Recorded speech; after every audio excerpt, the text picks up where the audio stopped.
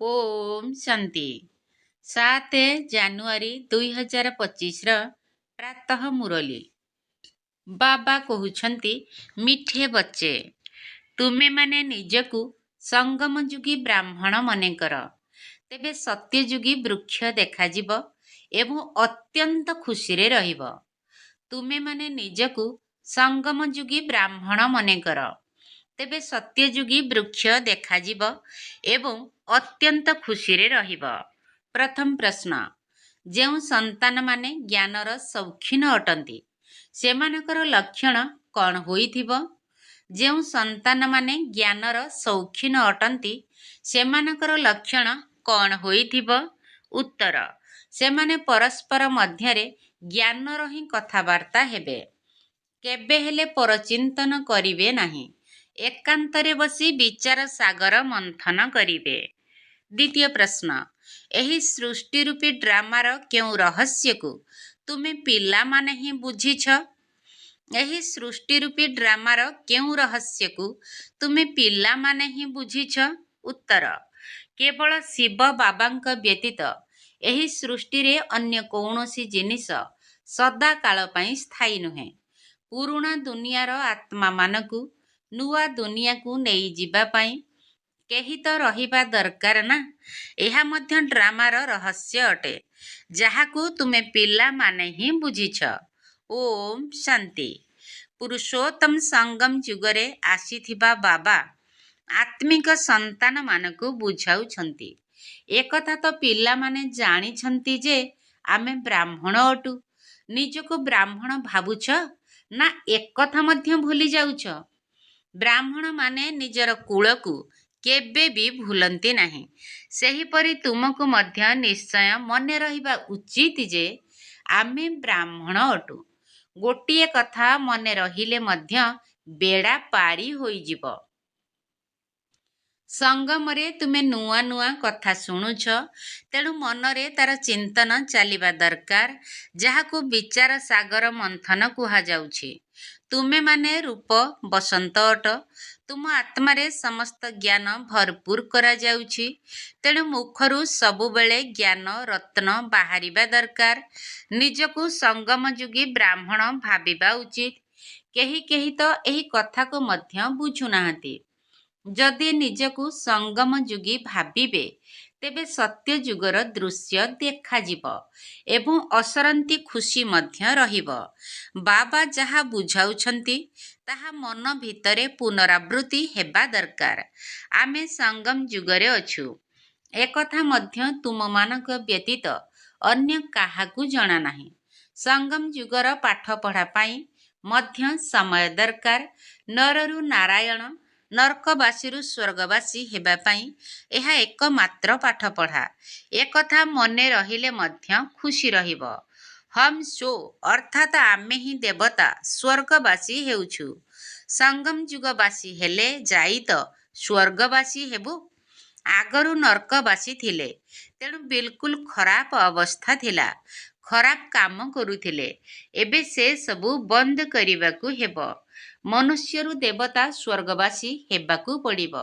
କାହାର ସ୍ତ୍ରୀ ମରିଯାଇଥିଲେ ତାଙ୍କୁ ପଚାର, ତୁମର ଧର୍ମପତ୍ନୀ କେଉଁଠି ଅଛନ୍ତି? କହିବେ, ସେ ସ୍ୱର୍ଗବାସୀ ହୋଇଯାଇଛନ୍ତି, କିନ୍ତୁ ସ୍ୱର୍ଗ କେଉଁ ପ୍ରକାର ଜିନିଷ ତାହା ଜାଣିନାହାନ୍ତି।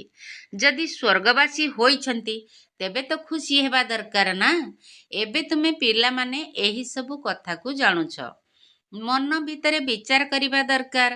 ଆମେ ଏବେ ସଙ୍ଗମରେ ରହି ପବିତ୍ର ହେଉଛୁ, ସ୍ୱର୍ଗର ସମ୍ପତ୍ତି ବାବାଙ୍କ ଠାରୁ ନେଉଛୁ। ଏହାକୁ ବାରମ୍ବାର ସ୍ମରଣ କରିବା ଉଚିତ, ଭୁଲିଯିବା ଅନୁଚିତ। କିନ୍ତୁ ମାୟା ଭୁଲାଇ ଦେଇ ଏକଦମ କଳି ଯୁଗୀ କରି ଦେଉଛି। ଚାଲିଚଳନ ଏପରି ହେଉଛି ଯେପରି ଏକଦମ କଳିଯୁଗୀ।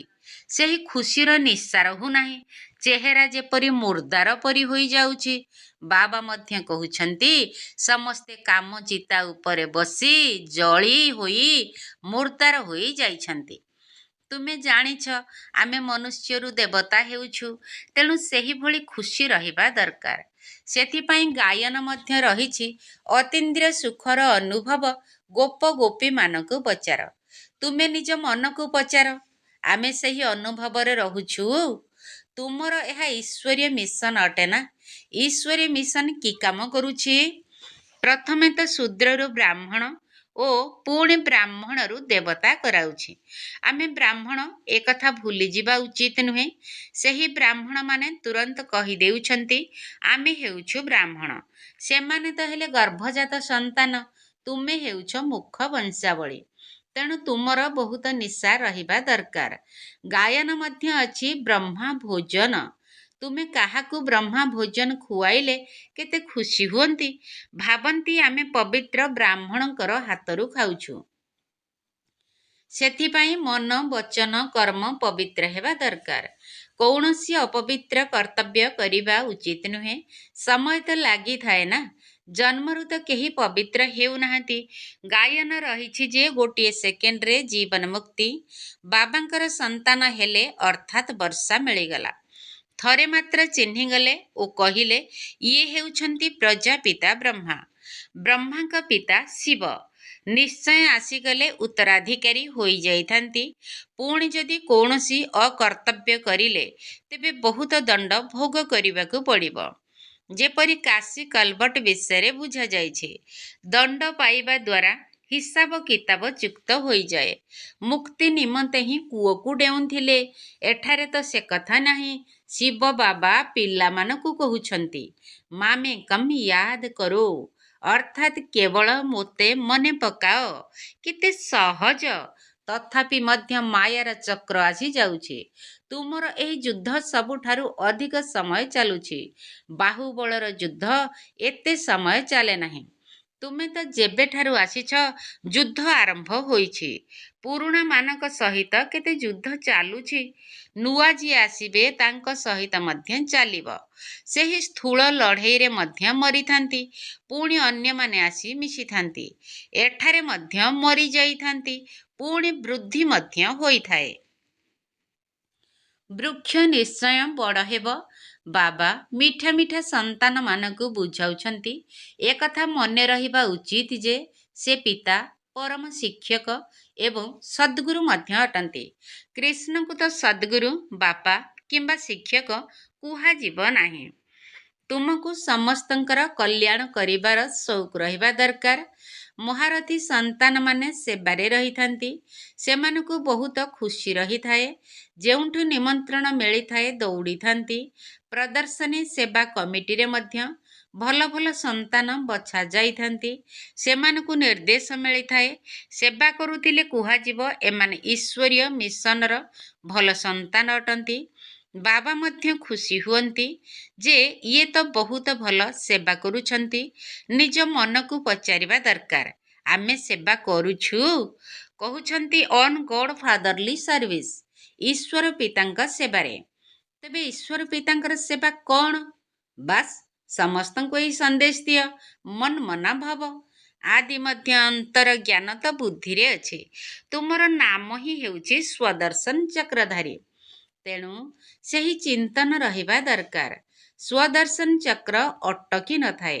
ତୁମେ ଚୈତନ୍ୟ ଲାଇଟ୍ ହାଉସ୍ ଅର୍ଥାତ୍ ବତୀ ଘର ଅଟ। ତୁମର ବହୁତ ମହିମା ଗାନ କରାଯାଉଛି।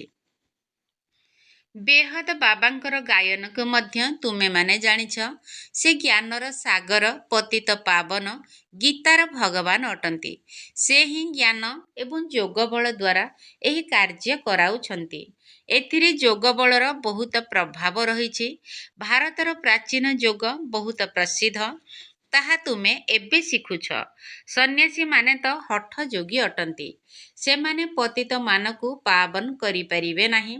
ଜ୍ଞାନ ତ ଏକମାତ୍ର ବାବାଙ୍କ ପାଖରେ ହିଁ ଅଛି। ଜ୍ଞାନ ଦ୍ୱାରା ତୁମେମାନେ ଜନ୍ମ ନେଉଛ। ଗୀତାକୁ ମା ବାପା ବୋଲି କୁହାଯାଏ। ଗୀତା ମାତା ପିତା ଅଟେ ନା। ତୁମେମାନେ ଶିବ ବାବାଙ୍କର ସନ୍ତାନ। ପୁଣି ମାତା ପିତା ଦରକାର ନା। ମନୁଷ୍ୟମାନେ ତ କେବଳ ଗାୟନ କରୁଛନ୍ତି କିନ୍ତୁ କିଛି ବୁଝି ନାହାନ୍ତି। ବାବା ବୁଝାଉଛନ୍ତି। ଏହାର ଅର୍ଥ କେତେ ଗୁହ୍ୟ ଅଟେ। ଈଶ୍ୱର ପିତା କୁହାଯାଉଛି। ପୁଣି ମାତା ପିତା କାହିଁକି କୁହାଯାଉଛି? ବାବା ବୁଝାଇଛନ୍ତି। ଯଦିଓ ସରସ୍ୱତୀ ଅଛନ୍ତି କିନ୍ତୁ ବାସ୍ତବରେ ସତ୍ୟ ମାତା ତ ବ୍ରହ୍ମପୁତ୍ରା ଅର୍ଥାତ୍ ବ୍ରହ୍ମା ବାବା ଅଟନ୍ତି। ସାଗର ଏବଂ ବ୍ରହ୍ମପୁତ୍ର ନଦୀ ବ୍ରହ୍ମାଙ୍କର ପ୍ରତୀକ ଅଟେ। ଅଛନ୍ତି ପ୍ରଥମେ ପ୍ରଥମେ ସେହି ଦୁହିଁଙ୍କର ସଙ୍ଗମ ହେଉଛି। ବାବା ୟାଙ୍କ ଭିତରେ ପ୍ରବେଶ କରୁଛନ୍ତି। ଏହା କେତେ ସୂକ୍ଷ୍ମ କଥା ଅଟେ। ବହୁତଙ୍କ ବୁଦ୍ଧିରେ ଏକଥା ରହୁନାହିଁ ଯାହାକି ଚିନ୍ତନ କରିବେ। ବିଲକୁଲ ସ୍ୱଳ୍ପ ବୁଦ୍ଧି ସମ୍ପନ୍ନ ଅଟନ୍ତି। ସେମାନେ କମ୍ ପଦ ପାଇବେ। ତାଙ୍କ ନିମନ୍ତେ ବାବା ପୁନର୍ବାର କହୁଛନ୍ତି, ନିଜକୁ ଆତ୍ମା ଭାବ। ଏହା ତ ସହଜ ଅଟେ ନା। ଆମ ଆତ୍ମାମାନଙ୍କର ପିତା ହେଉଛନ୍ତି ପରମାତ୍ମା। ସେ ତୁମ ଆତ୍ମାମାନଙ୍କୁ କହୁଛନ୍ତି, କେବଳ ମୋତେ ମନେ ପକାଇଲେ ବିକର୍ମ ବିନାଶ ହେବ। ଏହା ହେଉଛି ମୁଖ୍ୟ କଥା। ସ୍ୱଳ୍ପ ବୁଦ୍ଧିମାନ ଆତ୍ମା ଗହନ କଥା ବୁଝିପାରିବେ ନାହିଁ।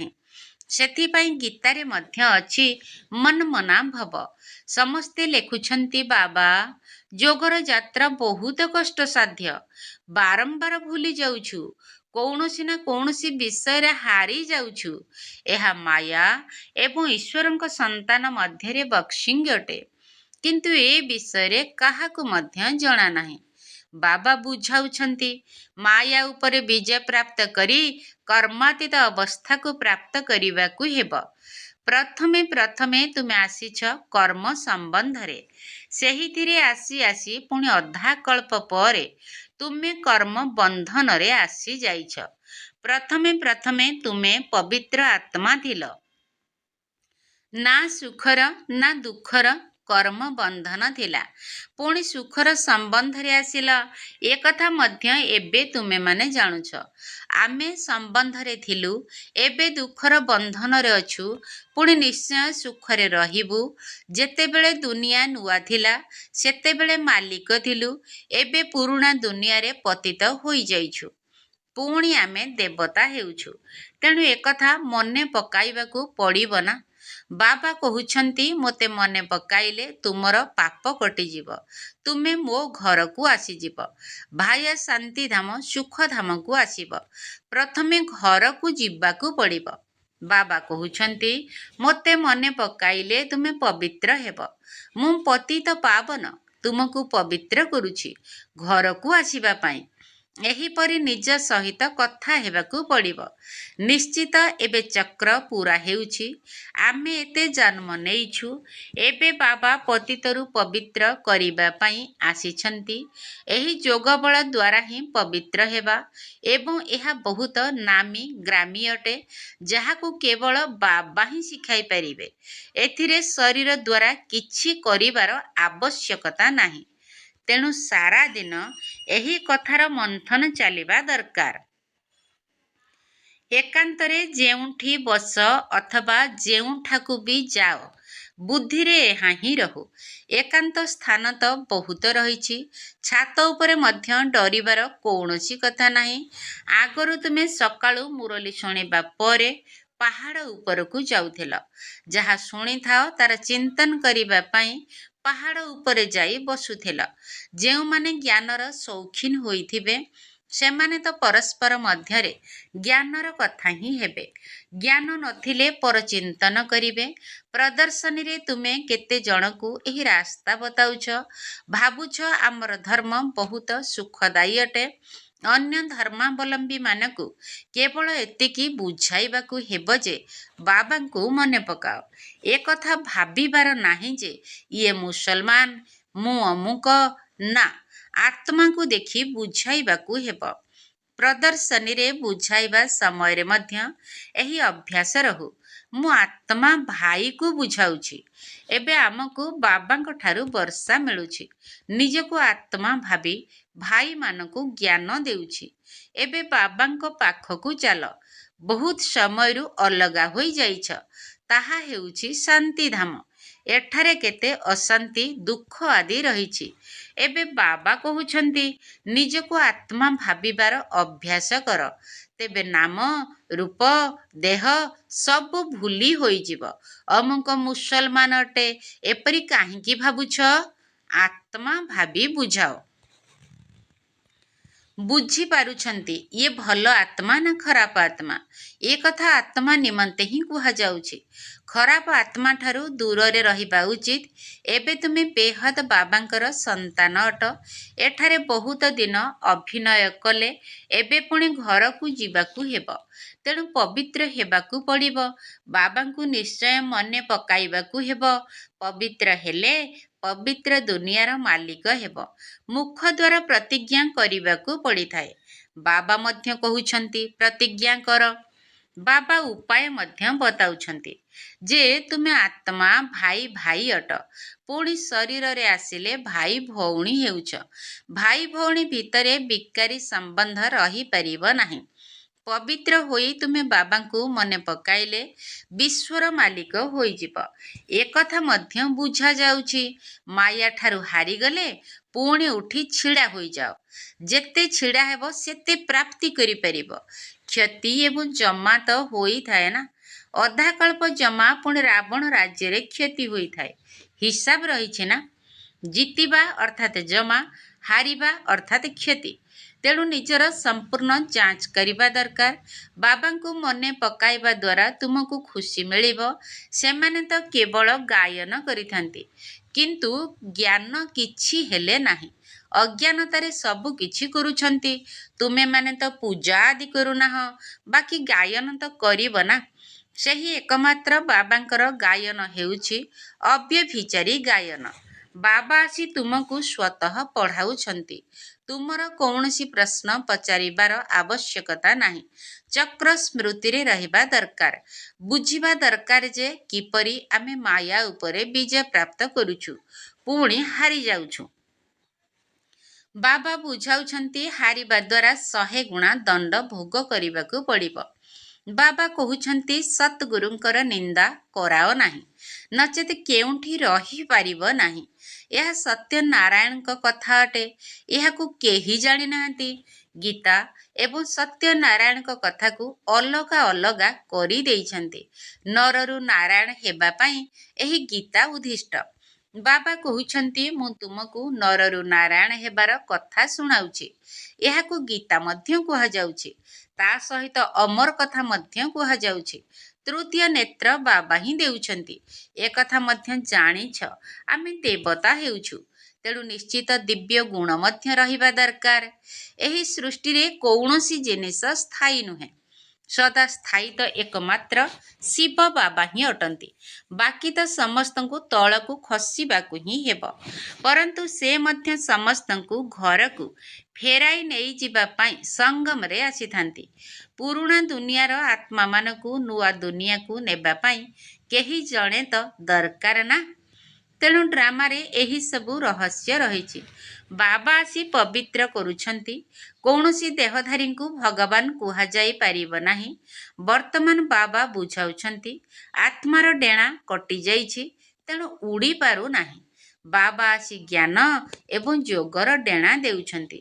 ଯୋଗ ବଳ ଦ୍ୱାରା ତୁମର ପାପ ଭସ୍ମ ହୋଇଯିବ। ତୁମେ ପୁଣି ଆତ୍ମା ହୋଇଯିବ। ପ୍ରଥମେ ତ ମେହନତ ମଧ୍ୟ କରିବାକୁ ହେବ। ସେଥିପାଇଁ ବାବା କହୁଛନ୍ତି ମାମେକମ୍ ୟାଦ କର। ଚାର୍ଟ ରଖ। ଯାହାଙ୍କର ଚାର୍ଟ ଭଲ ହୋଇଥିବ ସେମାନେ ଚାର୍ଟ ଲେଖିବେ ଏବଂ ତାଙ୍କୁ ଖୁସି ମଧ୍ୟ ଲାଗିବ।